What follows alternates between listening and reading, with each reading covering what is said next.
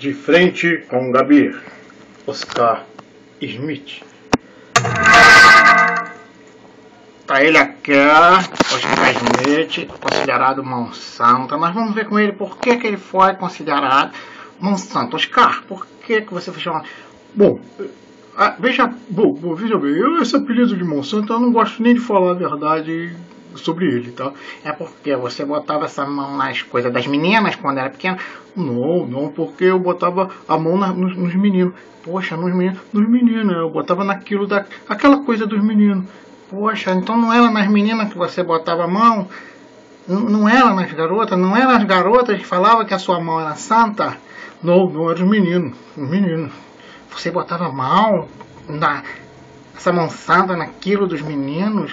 Sem nenhum pudor. Não, eu gosto muito.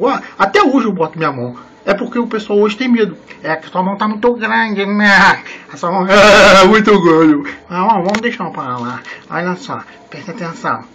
Você é grande assim, um baitola gay, desde pequeno, ou você continua? Não, eu continuo.